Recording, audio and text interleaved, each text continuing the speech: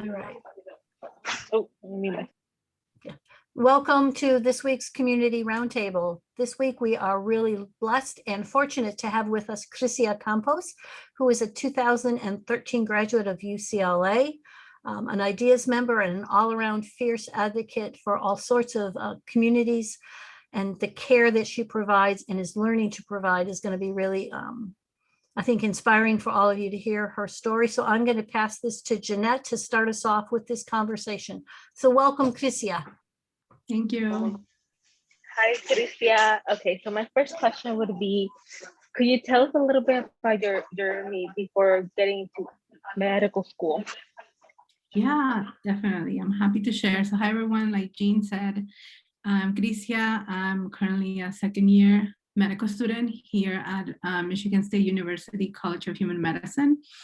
I graduated from UCLA in 2013.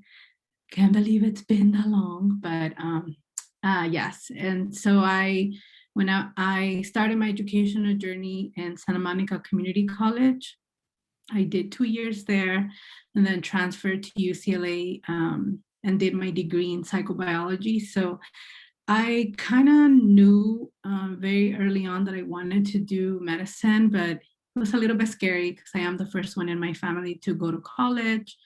The first one in my family to pursue a professional degree, and I'm also an undocumented student, now documented. But when I started at SMC and at UCLA, DACA wasn't a reality then.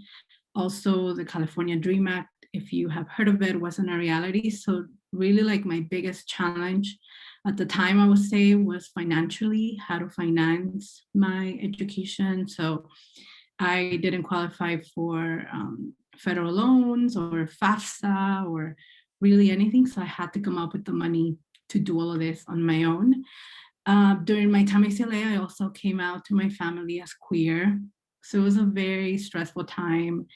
Unfortunately, my family at the time didn't take it the best way. And I think it really, now that I look back, it really impacted my grades, the things that I was able to get involved in, my emotional health.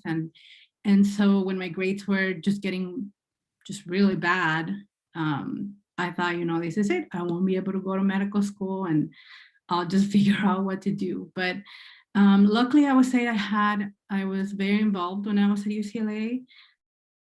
The 580 was a big part of my journey.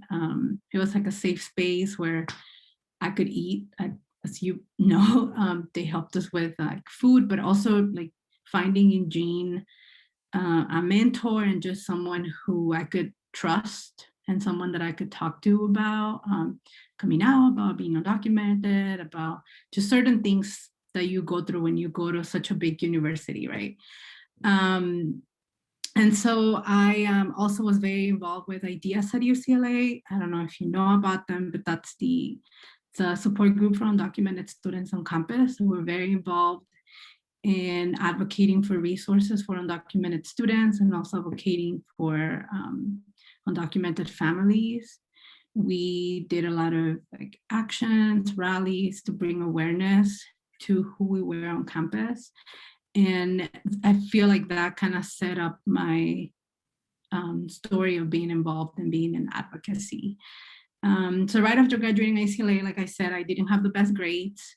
So I was trying to find a way to make it to medical school, talking to people. And looking back, I do wish that I would have asked for help more. I think it's hard to ask for help, but when I did start doing that, I found out that there are people who were willing to support me and who really saw a future in me in medicine. So I started working. I worked a lot in advocacy. I took a 6-year break between graduating from UCLA and starting medical school. And during those 6 years, I worked in advocacy for Central American refugees, Central American migrants.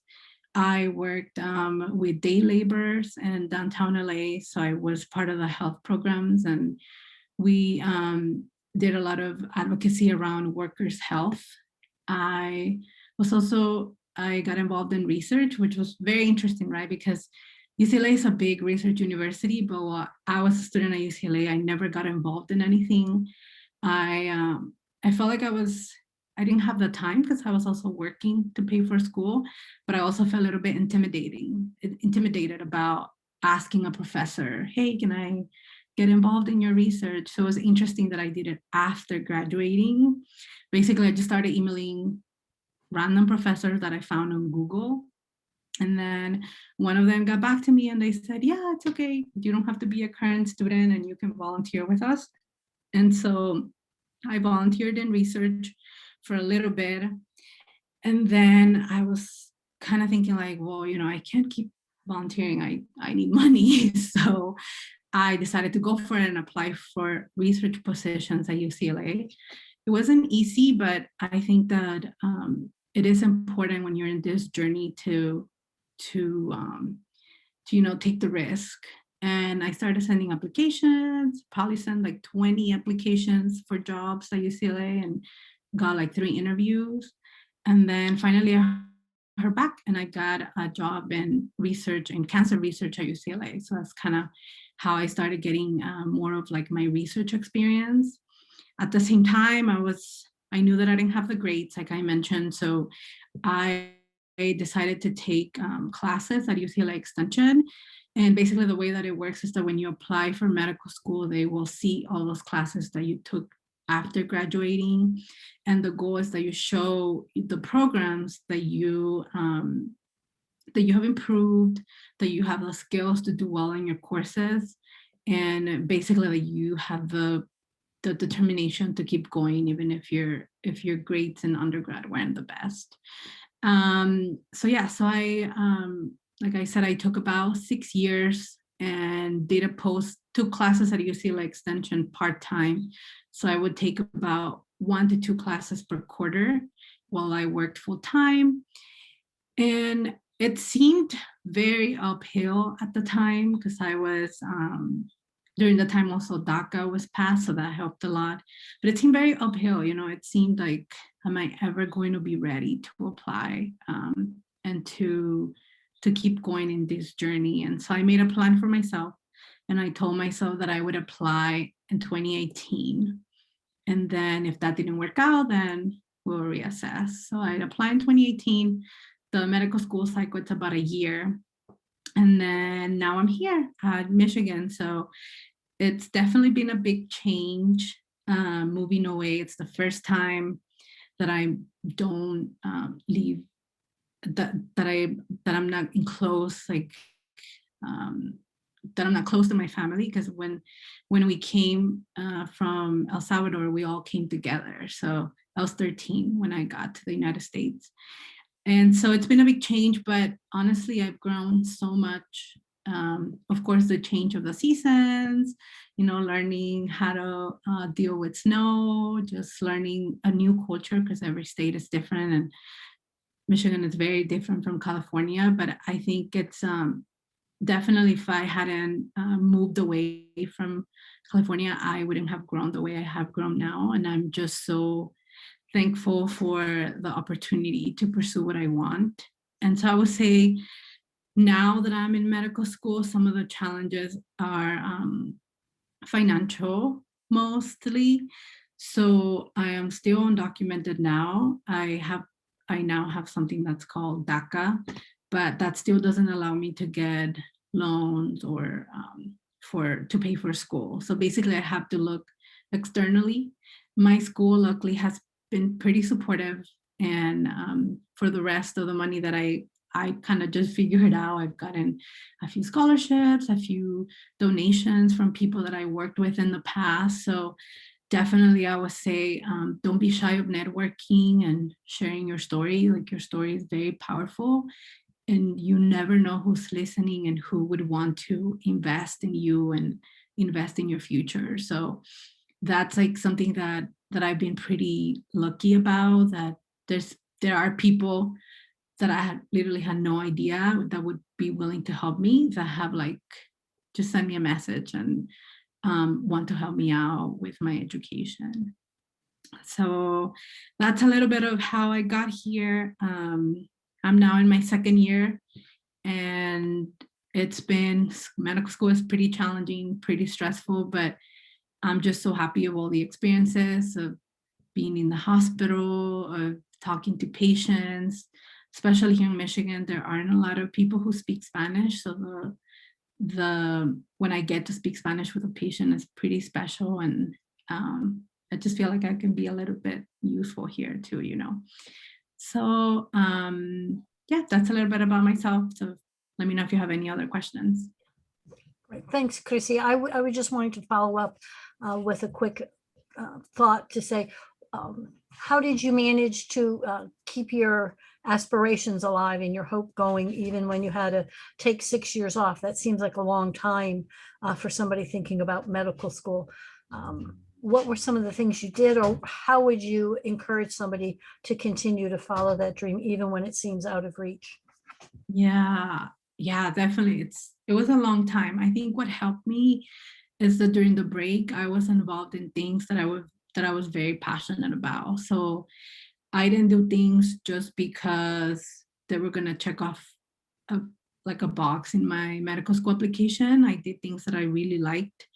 And so when I was working with day laborers in the health workers program, I felt like it kind of motivated me more. It pushed me more of why we need more diversity in medicine, why we need doctors who also want to be advocates, not just, and also why we need doctors that understand that there are a lot of systemic inequalities for people's health, that impacts people's health. My family was also a big source of support to me of going into medicine. And I would say a big thing was also making a plan for myself. So even if it seemed very long for me to reach this goal, I kind of made short term for myself. So, okay, so like this quarter, I'm going to take 2 classes. And that was the short term goal. And if I did it, I knew that I was on track to become what I wanted to become. I also, like during my time off, I felt like I grew a lot. My reasons of why I wanted to go into medicine really cemented, like really became, like there was really a strong why. So definitely I wouldn't have had the determination of, or like the great experience that I'm having if I wouldn't have taken that time off to just grow on myself and as a person, even. And so I would say, like, if you are considering something that might take a long time, or considering something that's very hard, or that other people, because I will share this with you, like when I was at UCLA, I went to see academic advisors, and what they would always kind of tell me to give up on going to medical school because my grades were pretty bad. I had a couple of D's, I had 1 F. And so they would kind of discourage me and tell me, oh, you know, is there any other career that you would want to go to? So I think that at some point you have to take ownership of what you want to do with your life. And those people that say no, kind of push them to the side and find people that believe in you. So that's pretty important, finding mentors and finding people who've done it, because that motivates you and tells you that you can do it too. Thank you. Thank you. That's really encouraging. Jeanette, did you have something? Yes, so my follow-up question would be, the application cycle is going to open up in June. What advice would you give someone that is looking to apply? Yeah, so the application cycle starts in June. So I would say definitely make the time to sit down and make a checklist for yourself. So there's a lot of things that have to come up together to apply. So you need letters of recommendation, you need to send your transcripts, you need to have your personal statement, you need to have the activities that you've done all this time. So I would say a big part of it is being organized, so that you're not running around at the last minute and saying like, oh, I forgot to send transcripts from so-and-so school if you've attended more than one institution. So I would say maybe like an Excel document where you put deadlines and give yourself deadlines, where you put, okay, I have to contact this professor and ask for a letter of recommendation by whatever deadline you give yourself. So I would say that would be one of the biggest advices that I will give you, that I would give someone who's looking to apply this cycle. Make a list of the things that you need to get done before the application cycle opens. Thank you. I have one other question. So for the activities section, how did you tackle that brief description? Like, did you focus mostly on the impact that that activity had on you? Or did you focus mostly on what you did in that activity? Yeah, the activity section is tricky because they only give you very little characters to write about it. One thing I would say is that I had a person that I will send my stuff to get reviewed. And so at the beginning, I thought in the activity section, I only had to describe what I did. But that mentor actually told me, no, you need to write why it was important to you. Why did you even do that? So what I did is like I wrote one short sentence of what the activity was. So for example, I wrote about, like, let's say, my research. So I said, in my cancer, in my role as a research assistant and UCLA lymphoma team, I did this, and that. And then I try to be very brief in that sentence. And the rest was why what's impactful. So I would say it was impactful because I got to work with patients one-on-one. I saw patients' resilience. I saw the doctor-patient relationship and how much that can impact like the patient's well-being, especially when going through such a hard time as being diagnosed with cancer. So I feel like you need both in that section. And it's going to take a lot of revising and a lot of cutting down, but you do need to write it. Personally, that's what I did. I wrote one short sentence of what the activity is, and then the impact as a second part of that.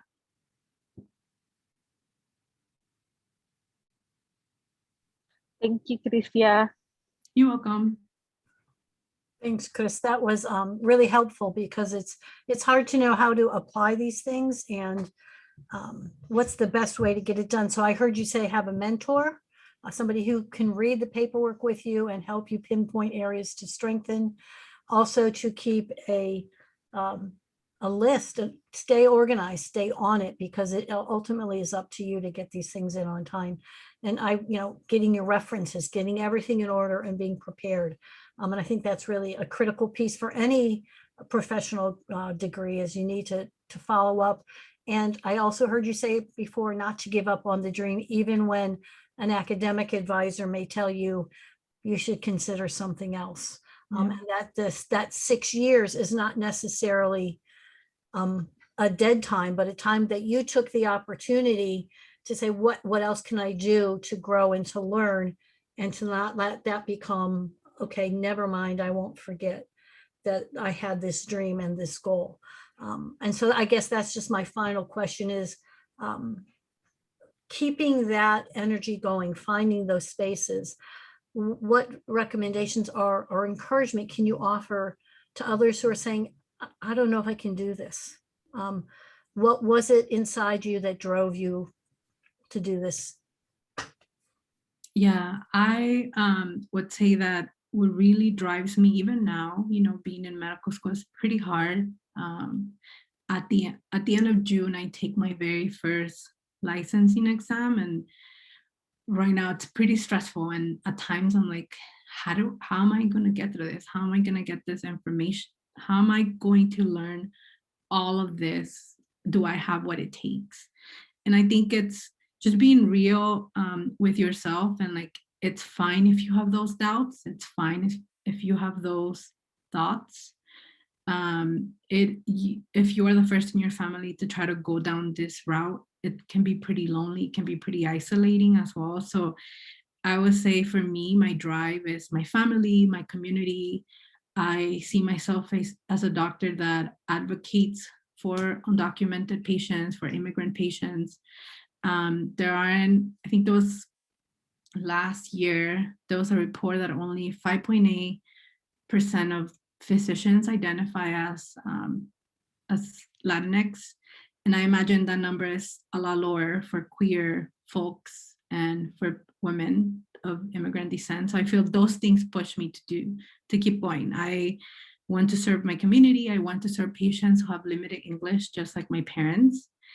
And whenever I feel like I'm losing track of that, I try to talk to my family, or sometimes fate kind of sends me a patient that reminds me why I'm here. And so definitely don't be scared if something will take a long time. I read something a few years ago that said like time will pass anyway, you know, you will be 40 years old either way. So might as well do it.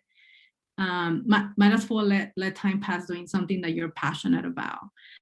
So I wanted to mention about mentors. Mentors are super instrumental. So don't be afraid. Most people are very happy to share their experience, to share their knowledge. So don't be afraid of reaching out. I've reached out to people a lot, especially after graduating from UCLA. I feel that's a skill I learned after graduating from UCLA, and don't take no for an answer. And if somebody says no, then figure out what is it that you need to make that a yes. So maybe they say no because your grades were pretty bad, right? So you don't need to change that person's mind, but you can change what make that person think you couldn't do it. So that would be my advice. Great, thank you. And I had one last question, not Yeah. one. So in all this struggle and the movement to get where you are, and all the studying and all the challenges, where did you find joy? What made you happy, and what continues to make you happy? I would say I found joy in my partner. I have a partner that has been super instrumental to my success. I actually met her at UCLA, so she's been with me through all this journey and a lot. I found joy in people who believed in me, like Jean, Jean and the 580 have always been there all this time. I've found joy in my community. Our community is very resilient, and they've done really hard things. And I think if I find joy in remembering my parents' migration story and how much they've been able to accomplish with so little resources and with so much against them. So yeah, I definitely have a lot of source of joy. Now I have a new dog that gives me a lot of joy as I'm studying for my first licensing exam. And I think if we all stop to think about the joy in our life, I'm glad you asked that, Jean, because it's so easy to forget and to just think of the struggle. Thank you, because I think, when I think of you and Gracias, I think of joy, because there was always an exuberance and a attacking life, not just because it's something to be conquered, but because it's to be enjoyed and to bring fun and to laugh and to dance and to do all the things that you can to celebrate who you are, and not to try to hide those really beautiful places of you. And so in the coming out process, in the coming to terms with your status process, and trying to figure out graduate school and med school, you always had hope and a smile. And not that that is a fake thing, but that it came from an inner well of joy that we, like you said, we forget to think about that amidst what the world tells us we should be feeling.